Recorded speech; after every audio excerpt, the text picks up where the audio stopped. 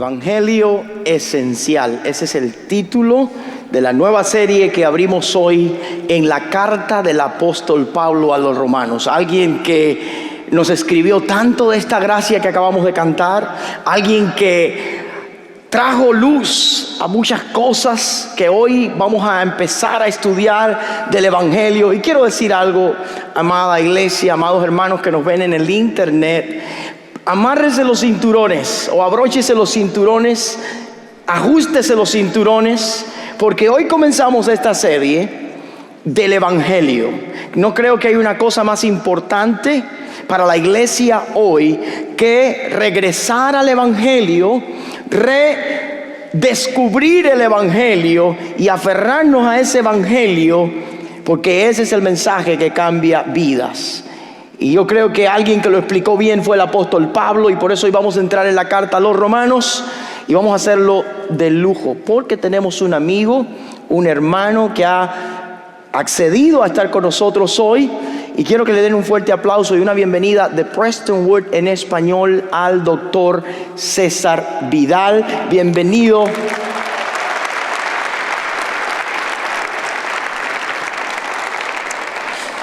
Bienvenido. Y esto va a ser un poquito diferente hoy. ¿Está bien ahí? Sí, sí. Perfecto. Si me caigo me mato, pero está bien aquí. Estoy bien. No se ha matado nadie acá en Prestonwood. Una vez más, una bienvenida al doctor César Vidal. Gracias, doctor. Yo no voy a hablar mucho hoy. Vamos a gozarnos en lo que Dios tiene para nosotros. Y es un banquete de alguien que Dios ha usado tanto para escribir tanto. No sé cómo lo puede hacer. Ha escrito, ya llegó a los 200 libros. Me dicen que superé los 200 libros. Más de 200 libros escritos de temas diversos. El doctor César es filósofo, doctor en teología y cuántas cosas más. Pero su último libro es el libro que me ha captado mucho la atención. Es el libro del apóstol Pablo, apóstol para las naciones. Y si usted no está bien familiarizado con la vida del apóstol Pablo, esto es un banquete. Hay cosas que usted no encuentra en la Biblia porque no está ordenada. Creo que usted ha hecho un trabajo magistral en ordenar cosas que podemos leer en la Biblia y no conectarlas una con la otra. Y no sé si él lo hizo con toda intención, pero para mí es un comentario de las cartas del apóstol Pablo, porque hay toda una porción para cada carta, y me deleité muchísimo en su escrito a los romanos. Pero yo no voy a hablar tanto. Bienvenido a Prestonwood en español, doctor César Vidal, y vamos al tema. Quiero tratar de hacer 3 preguntas. Quiero basarme en esta persona, la persona del apóstol Pablo. Después vamos a hablar un poquito del poder que transformó a este hombre. Si entendemos quién era, después vemos esta transformación, dónde está el poder que lo transformó. Y por último, vamos a ver el potencial que ese poder sigue teniendo. Y siéntese en libertad de ir a cualquier carta, ir a cualquier cita bíblica. Y la carta a los romanos comienza diciendo: Pablo, apóstol de Jesucristo, apartado. Bienvenido. Hábleme de la persona del apóstol Pablo. Mira, Gilberto, la persona de Pablo es muy interesante porque en él confluyen 4 líneas que cualquiera de ellas sería interesante. La primera es que él era un judío que había nacido en la ciudad de Tarso. Era una ciudad muy importante en la actual Turquía, que tenía incluso una universidad propia y sobre todo era conocida por su enseñanza de filosofía. Pero él era un judío, pertenecía a la tribu de Benjamín, la tribu de la que había nacido el primer rey de Israel, Saúl, y además pertenecía a una familia de padres que no querían que se adaptara al mundo del paganismo. Los padres de Pablo hubieran podido enviarlo a la Universidad de Tarso, aprovecharse de ese ambiente universitario que existía, y decidieron que preferían mandarlo a una ciudad aparentemente más chiquita, menos importante, que era Jerusalén, para que allí aprendiera con los fariseos, con los perushim, como él dice, la secta más estricta dentro del judaísmo, y él aprendió con Gamaliel. Gamaliel, que es posiblemente el gran rabino de la primera mitad mitad del siglo I después de Cristo, de la época de Pablo. De modo que, en primer lugar, él era un judío estricto, de una familia estricta, que seguramente si lloró mandándolo fuera de casa pensó que estaban compensadas las lágrimas, porque nuestro hijo se va a educar en la Torá, se va a educar en la ley de Moisés, no se va a ver contaminado por este mundo pagano en el que vivimos. Primer aspecto. Segundo aspecto, y esto es muy interesante, Pablo era un personaje que había crecido en una parte del mundo que vivió la primera globalización de la historia. Ahora hablamos de una globalización.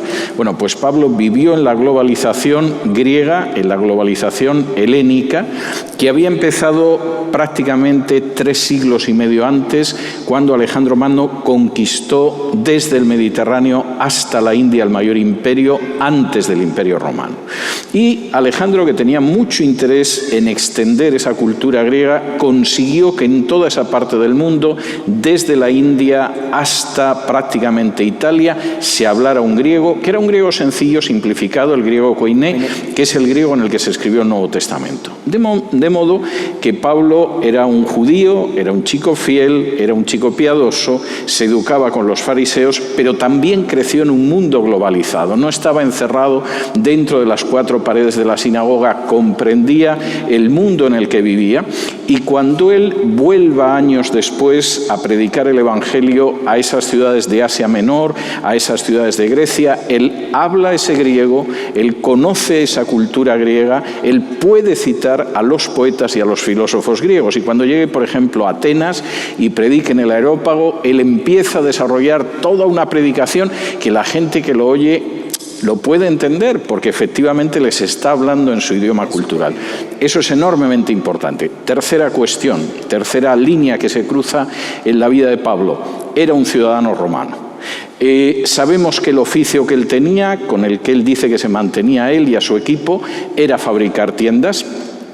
Esto es algo muy interesante, porque en Tarso había un tipo de cabra que daba una piel especial, una lana especialmente dura, que se llamaba cilicio. De ahí viene la palabra cilicio. Nosotros la conocemos por la cultura católica como algo que te colocas para hacerte daño y hacer penitencia, pero en realidad se llamaba cilicio porque esa región se llamaba Cilicia, y de hecho era una lana tan dura que, por ejemplo, los abrigos que todavía se fabrican hoy en día son impermeables, y si tú dejas aquí el abrigo parado, el abrigo se queda parado, no se cae al suelo. O sea, seguramente era un abrigo pesado, pero realmente muy fuerte. Quizá cuando Pablo al final de su vida escribe diciendo paso frío en Roma, mándame mi abrigo, seguramente era un abrigo que durante años había tenido, y hacían tiendas de campaña. Sabemos que Pablo ya tenía la nacionalidad romana por nacimiento. Él nació ya como ciudadano romano. Los padres eran judíos. Es muy posible, no es totalmente seguro, pero es muy posible que a los padres o quizá a los abuelos Roma les concediera la nacionalidad como un premio, porque cuando tú avanzas con las legiones y tienes que alojarlas en tiendas, agradeces mucho que haya alguien que fabrique tiendas. De modo que es muy posible que el padre, el abuelo de Pablo consiguieran ya esa nacionalidad. Pablo ya fuera ciudadano romano gracias a que la familia había fabricado tiendas. Estos 3 elementos son muy importantes para entender a Pablo, pero hay una cuarta línea que es la más importante de todas, y es que ese joven todavía que pertenece a los fariseos, al grupo más estricto, que está indignado porque hay un grupo de judíos que pretenden que el Mesías ha venido, y además identifican al Mesías con un maldito, porque todo el mundo sabe que el que cuelga de un madero es un maldito, y que además puede hablar en griego, y ha escuchado a un blasfemo que se llama Esteban hablando en griego en Jerusalén y diciendo a la gente que no han escuchado al Mesías, como a lo largo de la historia del pueblo de Israel han estado sordos a las predicaciones de Moisés, de los profetas, etc. Ese muchacho que pide unas cartas para ir a Damasco y perseguir a esta gente, de pronto en el camino de Damasco se encuentra con Jesús. La aparición, que es el cuarto elemento, cambia la vida de Pablo, pero quisiera detenerme un poco en esto, porque a veces no terminamos de captar exactamente qué vio Pablo en el camino de Damasco. Pablo va en el camino de Damasco, no sabemos si va a caballo, no nos lo dice el libro de los Hechos, hemos supuesto eso, pero podía haber hecho ese viaje perfectamente en camello o a pie, también se viajaba así a Damasco. No sabemos cuál de las dos rutas hacia Damasco siguió. Había una ruta que bajaba por el Jordán, había otra ruta que iba más bien más alta y que se usaba sobre todo en época de calor, pero cuando él va camino de Damasco, de pronto él tiene una aparición. Y cuando Pablo ve esa aparición, inmediatamente comprende que está contemplando una teofanía como Moisés en la zarza ardiente, como Ezequiel cuando vio el carro, la Merkabá, etcétera, etcétera, y pregunta: ¿quién eres, Señor? Y la respuesta tendría que haber sido: yo soy el Dios de Abraham, Isaac y Jacob, o yo soy el Dios de tus padres, etcétera. Y de pronto esa manifestación del propio Dios, semejante a las de Moisés y los profetas, le dice a Pablo: yo soy Jesús al que tú persigues. Y eso es algo que destroza totalmente a Pablo. Pablo en ese momento dice: estoy contemplando una visión de Dios, Señor, dime quién eres. Y le dice: yo soy Jesús y me estás persiguiendo. Cuando persigues a esas mujeres, a esos hombres en Jerusalén, cuando ahora marchas a perseguirlos en Damasco, me estás persiguiendo a mí, Pablo. Y eso hace que Pablo se rompa, se quiebre, se quede pulverizado, porque evidentemente lo que encuentra no es lo que esperaba encontrar. Aquel hombre que había muerto en la cruz no era simplemente un galileo, un blasfemo, un extraviador del pueblo de Israel, como diría el Talmud. Es que era el propio Dios encarnado. Era el Dios que en un momento determinado se le había aparecido a Abraham para decirle: tú vas a tener un hijo, olvídate de Ismael, vas a tener un hijo con Sara. Era el que se le había aparecido a Moisés y le había dicho: yo soy y te voy a enviar a sacar a Israel de Egipto. Era el que le había anunciado a Ezequiel cómo su gloria iba a abandonar el templo, y de pronto se aparece en el camino de Damasco y le dice: ese soy yo soy Jesús y tú me estás persiguiendo. Wow. Bueno, quiero parar porque el doctor César puede hablar y yo no quiero hablar mucho, pero vamos a volver por partes porque quiero que todos podamos entender. Tenemos un hombre que tiene 3 líneas muy importantes, pero una cuarta que sería para mí el punto clímax. Exacto. En la vida de Pablo, su experiencia y todo su conocimiento. Tenemos raíces judías. Sí. Con una educación e instrucción judía estricta, sí, al punto de poder ser miembro de la élite, los fariseos. Tenemos una multiculturalidad, porque es un hombre que puede hablar 2 idiomas, puede hablar el idioma del mundo globalizado, pero también tenemos una multinacionalidad. Sí. Es un hombre que va a usar, después vamos a ver eso, esa carta de ser ciudadano romano para propósitos mayores que los beneficios romanos que pueden traer. César, yo quiero hacer una pregunta. ¿Cómo nosotros podemos entender la soberanía de Dios y la providencia de Dios poniendo en nuestra vida ciertos elementos que después solo Él sabe lo que va a hacer con ellos? Bueno, es que esto es lo absolutamente bueno, lo que el Señor puede acabar sacando de los elementos que hay en nuestra vida. Vamos a ver, cuando yo era un jovencito de 13, 14 años y de pronto empezaba a estudiar el bachillerato superior en España, long time ago. En aquel entonces yo tenía que decidir entre si hacía un bachillerato de ciencias y un bachillerato de letras. Y a mí me atraían más las letras y eso significaba que yo tenía que estudiar latín y griego en vez de matemáticas y física y química. Esto aparentemente es una decisión que no tiene mayor relevancia, esto es una decisión meramente académica, cualquier muchachito puede tomar la decisión. Yo no podía saber que 2 años después de terminar mi bachillerato de letras, me iba a convertir leyendo en griego el Nuevo Testamento y concretamente la carta a los romanos.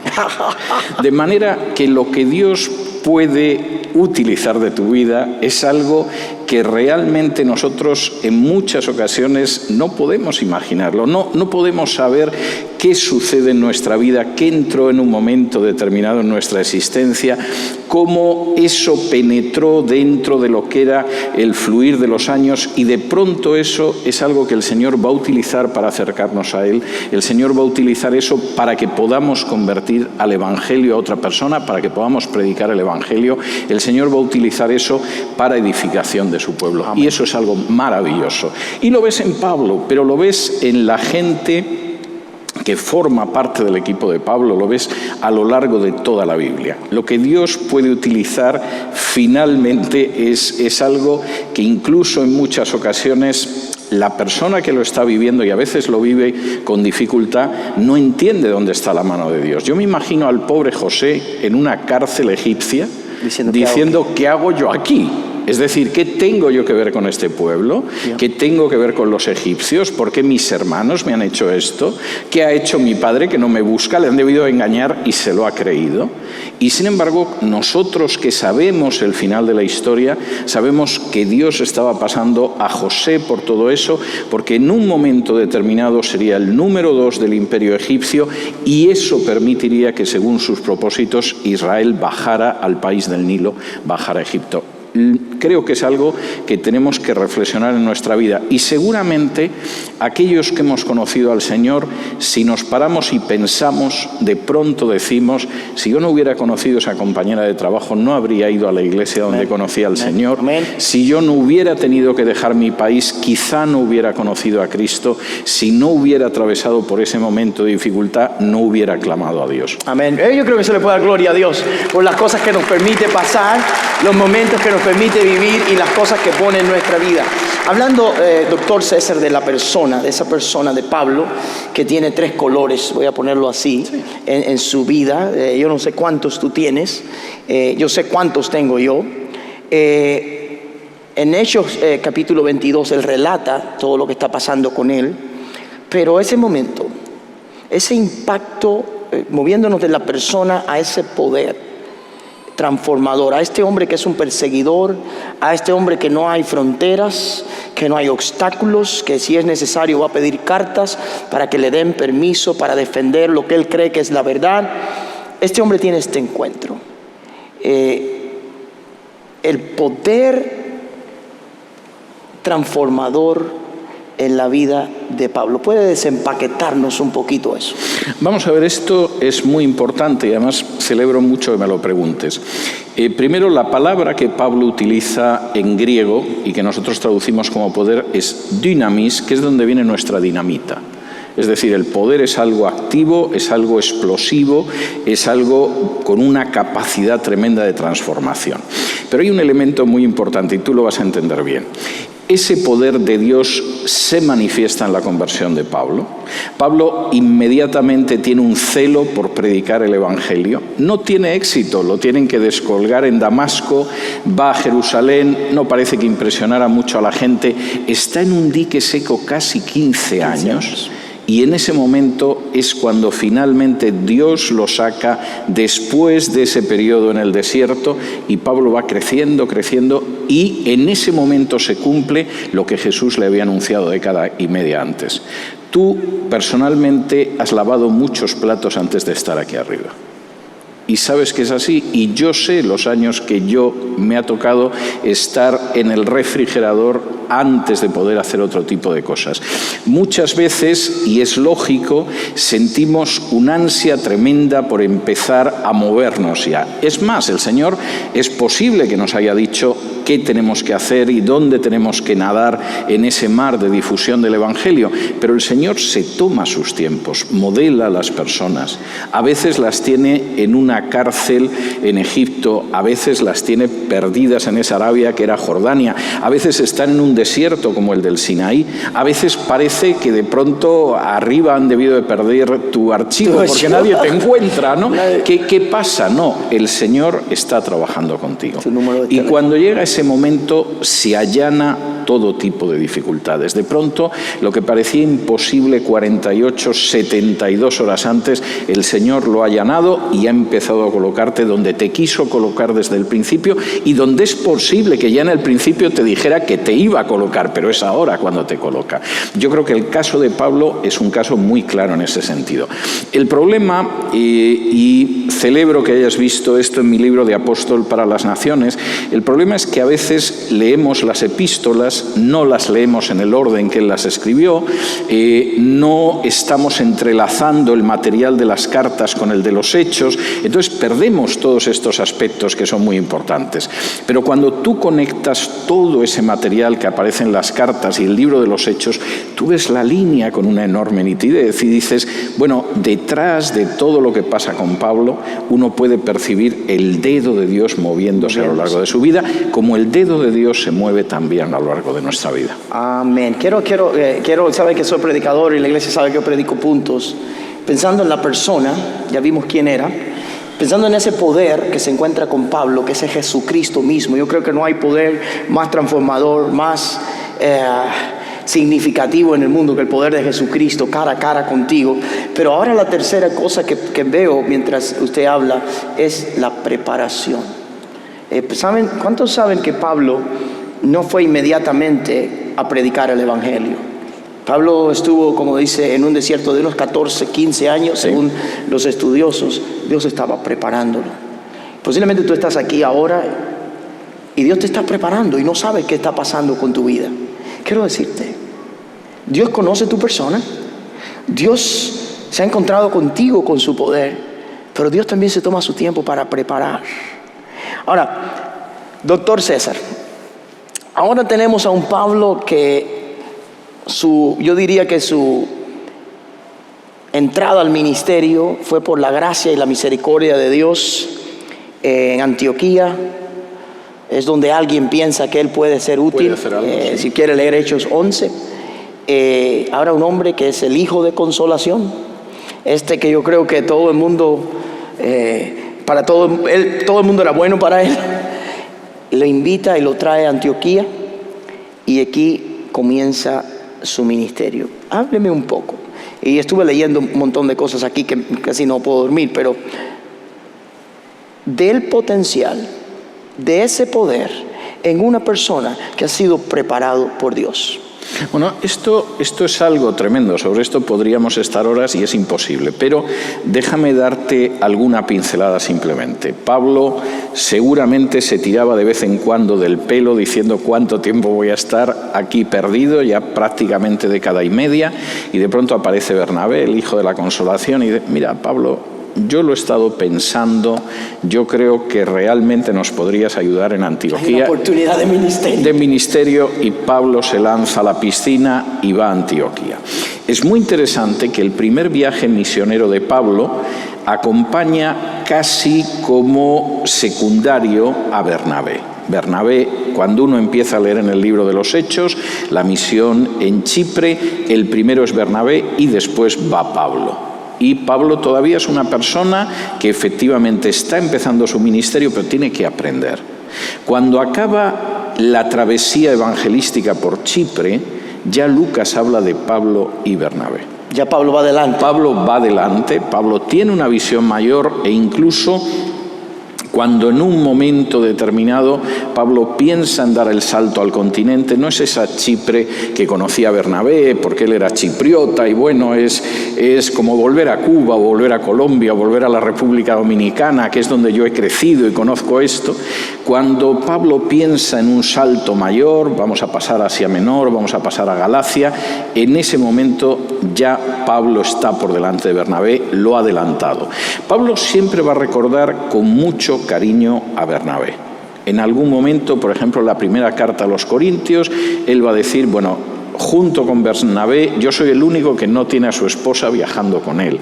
Es decir, Bernabé es una persona muy sacrificada, como yo también. Siempre lo va a querer, nunca va a pensar lo he superado, o realmente en un momento determinado he demostrado que soy superior. No, siempre lo va a recordar con mucho cariño, de una manera entrañable, porque empezó esa labor de apóstol con él. Pero no cabe la menor duda de que Pablo ha conseguido superar eso.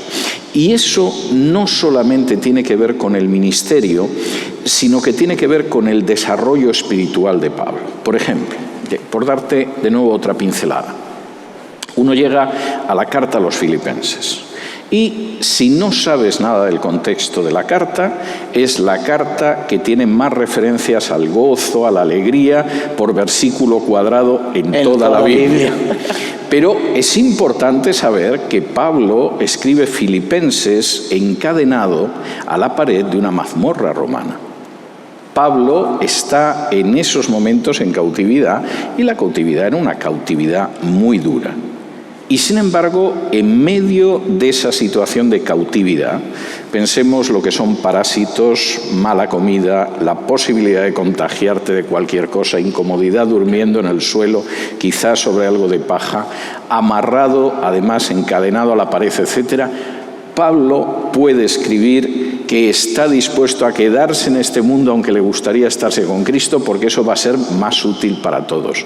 Que aunque haya gente que fuera rivaliza con él y predica por contienda, no le importa que lo hagan por contienda, porque a fin de cuentas Cristo es predicado. Y además llama a la gente al gozo y a la alegría, diciendo: yo todo lo puedo en Cristo que me fortalece. El poder de Dios no solo actúa en el ministerio de Pablo, que ha ido creciendo increíblemente, quizá hablemos de ello, sino que además ha ido mejorando cada vez más a Pablo.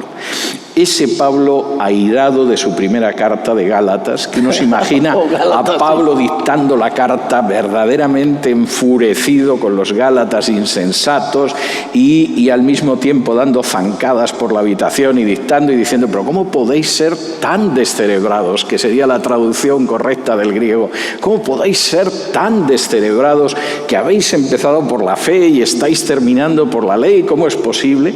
Es el Pablo que, encadenado año después a la pared de una mazmorra romana, puede decir: gozaos, alegraos, yo me gozo, yo me alegro, y además yo todo lo puedo en Cristo que me fortalece. Amén. Yo creo que ese poder, y yo creo que, iglesia, es importante, el poder del Evangelio no solo nos capacita para hacer la misión del Evangelio, sino el poder del Evangelio nos transforma para vivir el Evangelio aun cuando sea en condiciones adversas. Y muchas veces las personas quieren, doctor, el poder del Evangelio para extender el ministerio, pero ignoran el poder del Evangelio para contentarnos, ¿sí?, cualquiera que sea nuestra situación. Como dice en Filipenses: he aprendido a contentarme cualquiera que sea mi situación. Y yo quiero decir, muchas veces nosotros tenemos que experimentar el poder del Evangelio hacia adentro, sí, porque hasta que no lo experimentemos hacia adentro, jamás vamos a poder verlo haciendo un impacto hacia afuera. Doctor, quiero moverme ahora. Ya vimos un poco de esa persona, ya vimos un poco de ese poder que lo estaba transformando, y estamos viendo un poco de la preparación, pero vamos a tratar de movernos para donde vamos a ir como iglesia, y es a la carta a los romanos. Creo que, como dice usted en su libro, esta carta es diferente a todas. ¿Por qué es diferente a todas? En segundo lugar, ¿por qué era tan importante, aunque él no fundó esa iglesia, escribir esa iglesia? ¿Y qué lugar usted cree esa iglesia jugaba históricamente en el mundo globalizado o helenístico o greco-romano que imperaba en el tiempo de Pablo? Le tiré como 3 preguntas en una. No, está muy bien, y además lo celebro. Yo no me canso de hablar de Romanos. Me convertí en el año 77 leyendo Romanos, de manera que tengo una especial querencia por la carta a los Romanos. Primero, es una carta diferente porque Pablo no está solucionando problemas. Es decir, Pablo escribe a los Gálatas porque están judaizando. Pablo escribe a los colosenses porque hay un grupo gnóstico ocultista que ha entrado en las comunidades de Colosas e intenta frenarlos. Pablo escribe a los corintios porque hay problemas dentro de las iglesias de Corinto. Pero él no tiene una relación con Roma. Conoce hermanos en Roma, por supuesto, tienen más o menos una idea de quién es Pablo, pero él no ha fundado esa comunidad, no tiene que arreglar nada y por lo tanto él escribe lo que sería su exposición sistemática del Evangelio. Y eso es algo verdaderamente extraordinario, no es un escrito, por decirlo de alguna manera, obligado por las circunstancias. Es poder decir, yo soy Pablo, hace mucho tiempo que quiero visitaros, hace mucho tiempo que quiero serviros, y para que no haya dudas, esto es lo que yo predico. Y él empieza por el mensaje de la salvación por gracia, prácticamente hasta los primeros versículos del capítulo 5, va hablando de la vida cristiana en el 6º capítulo, en el 7º, de cómo la vida cristiana es una tensión en la cual querríamos ser mejores, pero el peso de la carne es tremendo. En el capítulo 8º, que es un auténtico banquete espiritual, muestra lo que es la vida en el Espíritu y cómo está todo en manos de Dios desde ese momento.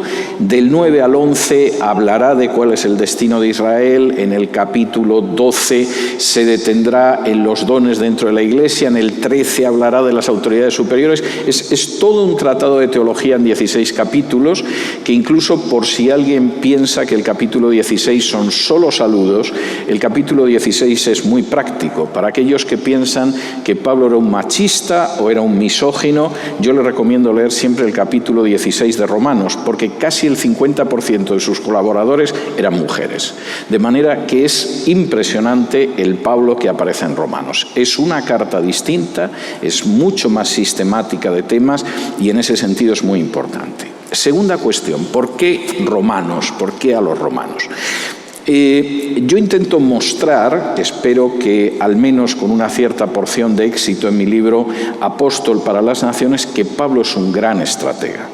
Pablo no comienza las obras en este sitio o en este otro por casualidad. Es verdad que ocasionalmente él tiene una estrategia misionera y el Espíritu Santo se la cambia. Él quiere adentrarse en Asia y el Espíritu Santo le dice, no, no vas a adentrarte en Asia, marcha hacia Europa, entra en Macedonia, ve descendiendo hacia Grecia. Pero cuando uno va leyendo las cartas de Pablo y el libro de los Hechos, uno descubre que Pablo es un gran estratega.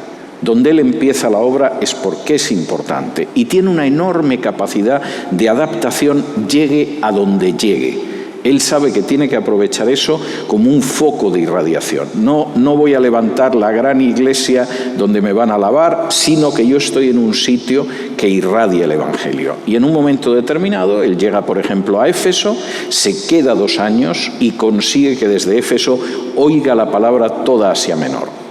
Acaba saliendo en dificultad, porque como empieza a predicar contra la idolatría, los que viven de fabricar imágenes de la diosa se lanzan contra él, pero Pablo es un gran estratega. Dentro de esa estrategia, Pablo tiene 2 últimos puntos que él menciona en Romanos y que son muy importantes. Voy a empezar por el segundo porque es menos importante y vuelvo a lo que tú me comentabas. El último punto es: yo quiero llegar a España. ¿Por qué? Porque España es el final del mapa de Europa. Ya más allá de España está el Atlántico y después está América. O sea, el mapa de Europa se acaba ahí. Yo quiero llegar al final del mapa de Europa y esto es tan así que hay un cabo en el norte de España que se llama Finisterre, que significa el final de la tierra. Y entonces Pablo dice: yo quiero llegar al final de la tierra, pero antes yo quiero llegar a Roma. ¿Por qué? Porque Roma, en última instancia, es la cabeza y el corazón del imperio. Para que yo pueda cubrir todo ese cosmos, para que yo pueda cubrir todo ese mundo habitado que he empezado a recorrer de un extremo del Mediterráneo, que quiero llegar al otro extremo, aquí el elemento esencial es llegar a Roma. Roma es más importante que Éfeso, que Corinto, que Tesalónica, aunque sean ciudades importantes y estratégicas, yo tengo que llegar al centro. Y si hubiera que buscar una comparación hoy en día de una persona que estuviera pensando con una mente estratégica como la de Pablo, cubrir, por ejemplo, todo el continente americano, Pablo habría dicho, yo tengo que llegar a Estados Unidos. Sí. Tengo que llegar a Estados Unidos forzosamente. Es decir, yo me he detenido intentando cubrir el continente americano, quizá me he detenido en un momento determinado en Lima, quizá me he detenido en un momento determinado en Buenos Aires, quizá me he detenido en un momento determinado en México, pero yo tengo que llegar a Estados Unidos.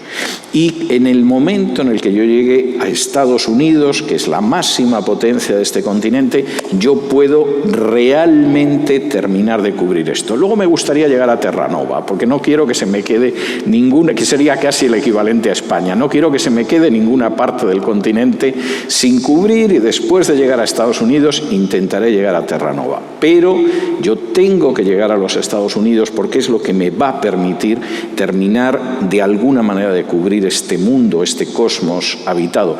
Y ese es el enorme interés de Pablo en llegar a Roma. Wow, yo no sé cuántos de ustedes están sacando sus propias conclusiones, pero ahora yo acabo de agregar otra P. Podemos hablar toda la tarde, se pueden ir yendo, no.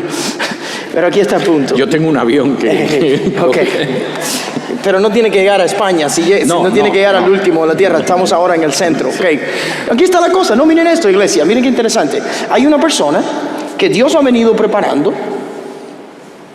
con 3 líneas de colores, porque quiero dejar como la cuarta para ese momento poderoso. Hay una persona que tiene un encuentro con el poder transformador del Evangelio, y vamos a ir moviéndonos a Romanos, el poder del Evangelio. Esa persona tiene un tiempo de preparación, pero esa persona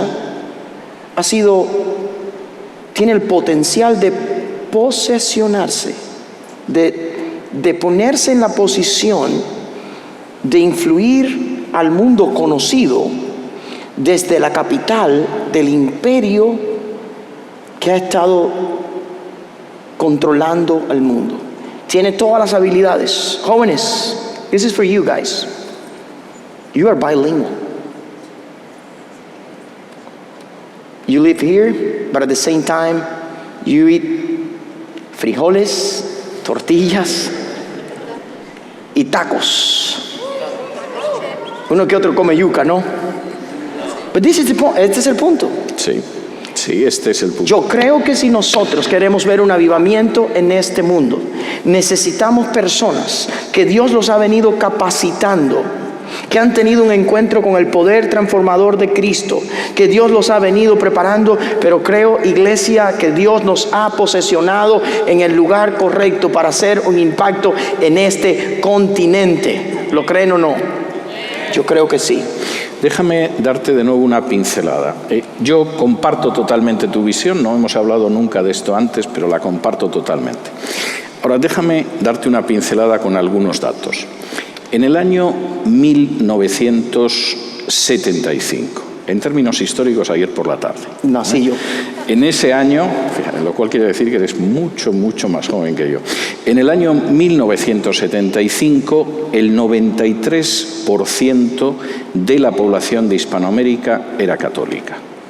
El otro 7% había ateos, agnósticos, gente que practicaba religiones chamánicas amerindias, gente que practicaba religiones de origen africano como la santería y unos poquitos evangélicos. Del año 1975 al año 1995, los católicos pasaron de ser el 97% al 80% de Hispanoamérica, y esta vez la mayoría sí fue gente que conoció el Evangelio y acabó en iglesias evangélicas. De 1995 a la elección del Papa Francisco, una de cuyas razones de elección era parar a esos insoportables evangélicos en Hispanoamérica, el número de católicos en Hispanoamérica pasó del 80% al 67%. De nuevo, la mayoría fue gente que conoció el Evangelio y acabó en iglesias evangélicas. Si esta situación sigue, porque nos colocamos bajo el señorío de Cristo y la dirección del Espíritu Santo, en 10 o 15 años, más de la mitad de Hispanoamérica será evangélica. Amén. Y eso va a significar cambios no solo espirituales, sino culturales, educativos, económicos, sociales, políticos, como Hispanoamérica no los ha vivido jamás. Amén. Y eso es un cambio que tiene que empezar a anunciarse desde Roma, quiero decir desde los Estados Unidos. Amén.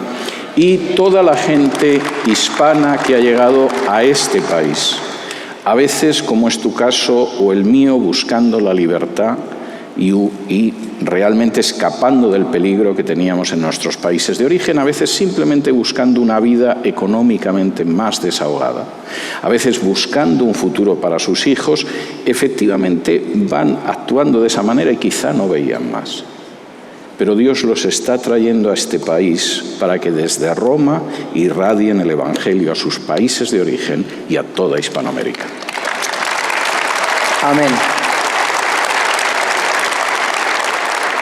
Se nos ha ido el tiempo bien rápido. Sí, yo lo pasé muy bien de todas formas. Yo también, pero quiero pedir a los músicos que vengan y quiero hacer una oración, quiero hacer una invitación. El apóstol Pablo en la carta a los Romanos dice: porque no me avergüenzo del Evangelio, porque es poder de Dios para salvación, al judío primeramente y también al griego. Porque en el Evangelio la justicia de Dios se revela por fe y para fe, como está escrito: mas el justo por la fe vivirá. Este texto bíblico y esta carta a los romanos que vamos a empezar a estudiar, saliendo de la pluma o de la inspiración del Espíritu Santo al apóstol Pablo, para una iglesia que estaba en la capital del imperio más poderoso del mundo, transformó a personas. San Agustín, uno de los teólogos, pensadores que ha hecho aportes a la teología cristiana, fue transformado en la carta a los romanos. Martín Lutero trajo la gran reforma leyendo el texto del Evangelio en la carta a los romanos. Juan Calvino, Juan Wesley, César Vidal. Bueno. Pero quiero hacerte una pregunta. ¿Quieres dejar que el poder del Evangelio tome tu persona tal y cual eres? No importa por lo que has pasado. Y ese poder del Evangelio que ha transformado la vida de tantos, transforme tu vida para que comiences a vivir para algo más grande que simplemente estar en este país y tener un mejor futuro para tu familia, sino para hacer un impacto en la vida de otros desde este lugar donde Dios nos ha puesto. Tal vez hay personas que están aquí hoy oyendo esta entrevista y dicen: yo quisiera que ese poder también transformara mi vida. Ese poder está disponible hoy. Y si hay alguna persona en esta tarde que dice: yo quiero seguir a ese Cristo que ha cambiado la vida de tantos, ¿qué puedo hacer? Esto es lo que puedes hacer. Te tengo una buena noticia. La Biblia enseña que todos hemos pecado y estamos separados de Dios. Pero no es por nuestras buenas obras que podemos venir y seguir a Cristo. Es por la fe en lo que Él hizo por nosotros que podemos recibir ese poder del Evangelio que transformó a Pablo y te puede transformar a ti, puede transformar tu familia y puede usar lo que tú eres hoy para convertirte en un instrumento para la gloria de Dios en el país, para mí, que nos permitirá llevar este mensaje hasta lo último de la tierra. Quiero hacer un llamado y una invitación. Si hay alguna persona en esta tarde que dice: yo necesito ese poder del Evangelio en mi vida. Tal vez hay otros que están en ese tiempo de preparación y Dios le está llamando a servirle o a rededicar su vida al Señor y decir: yo quiero que ese poder del Evangelio llene mi vida, transforme mi vida, y yo quiero ser útil para Dios donde Él me ha puesto. ¿Qué tengo que hacer? Yo quiero pedirle a toda la iglesia que nos pongamos en pie. Si hay alguna persona en esta tarde que dice: yo quiero ese poder en mi vida. Hay otros que dicen: yo quiero dedicar mi vida a servir al Señor desde aquí. ¿Qué puedo hacer? Tal vez tú dices: yo necesito que oren por mí, pastor, porque usted no sabe lo que yo estoy pasando. Yo necesito un encuentro con Cristo. ¿Qué puedo hacer? Bueno, te voy a dar un paso sencillo. Sal de donde estás ahora mismo y ven aquí al frente, porque los pastores van a estar orando por ti. Te van a guiar cuál es tu próximo paso. Si hay alguna persona que dice: yo quiero ese poder que transformó a Pablo, yo quiero seguir a ese Cristo que es el Dios de los cielos, yo reconozco que necesito de Dios, ven, que queremos orar por ti. Mientras ellos cantan, tú pide permiso. Tal vez quieres pasar con tu familia, padres con hijos. Si hoy quieres entregar tu vida a ese Cristo que transformó a Pablo y ha transformado a tantos para que te transforme a ti, ven. Sal de donde estás y ven a este lugar. Si quieres hoy decir: yo quiero rendir mi vida al ministerio, yo quiero servir al Señor con lo que tengo, donde estoy, con lo que soy, ven, sal de donde estás mientras ellos cantan, que vamos a orar por ti. Ya puedes venir. Hay alguien que dice: yo voy. Hay alguien que dice: yo voy, yo quiero servir a Dios, yo quiero entregar mi vida a Él. Ven, no te quedes ahí. Si Dios te está llamando, ven.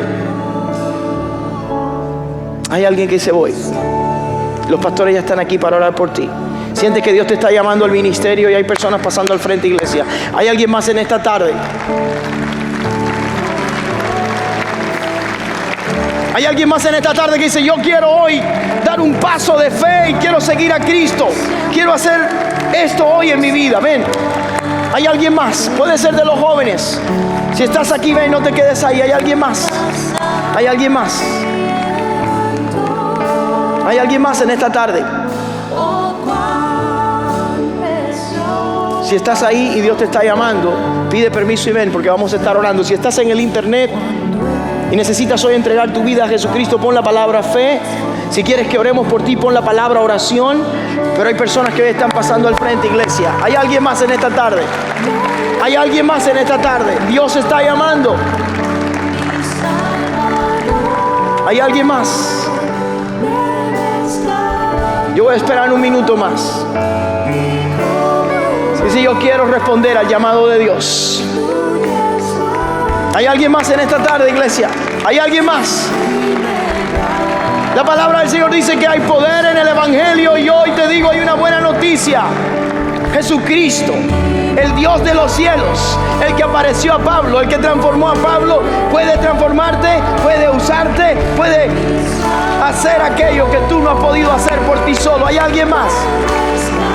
¿Hay alguien más en esta tarde?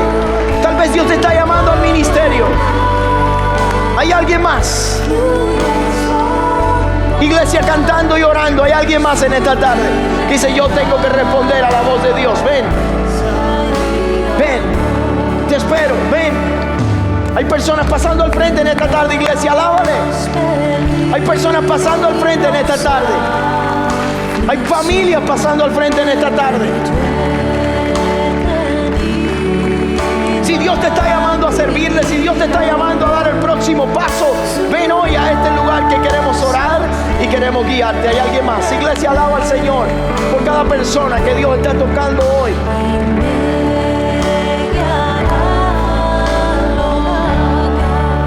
Cántalo fuerte.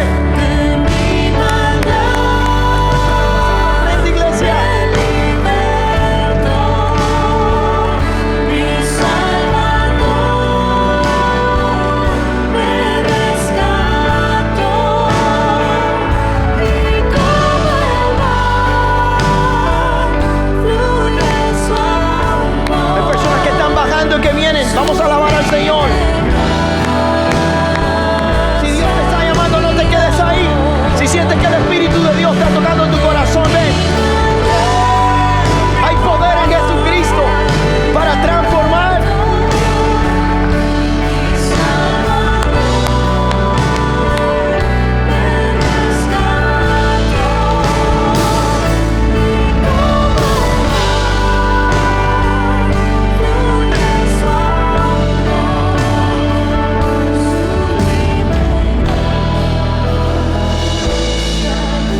Todavía hay personas que están pasando al frente. Siga alabando al Señor, iglesia. Quiero pedirle que haga algo.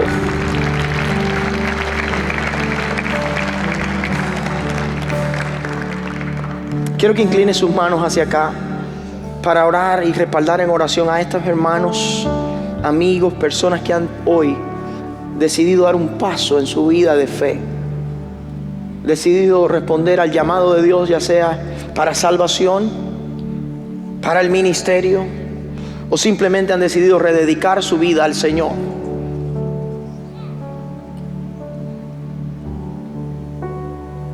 Ore por estas personas que han venido al frente hoy. Ore por aquellos que en el internet están poniendo la palabra fe o están pidiendo oración. Algunos están en su tiempo de preparación. Algunos Dios los está poniendo donde Dios quiere que estén. Y su tiempo está llegando. Padre Celestial, gracias.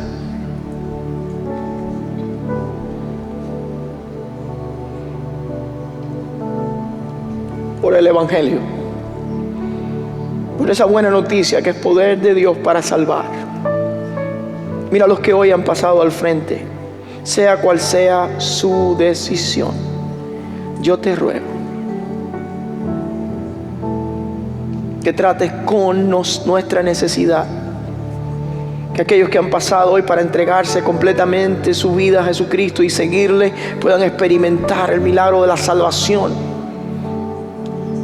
Que aquellos que han hoy decidido decir yo he sido llamado para servir al Señor, hoy puedan decir: Señor, heme aquí, yo quiero servirte. Aquellos que están en el desierto de la preparación y han estado preguntándose ¿cuándo? Que ellos puedan saber que tú no te has olvidado de ellos. Y que aquellos, Señor, que han hoy decidido servirte a ti en el ministerio para predicar el Evangelio, desde aquí, Señor, donde nos has puesto, que puedan ver tu mano respaldándole, Señor. Gracias. En el nombre de Jesús, y la iglesia dice amén, amén y amén. Alabe al Señor.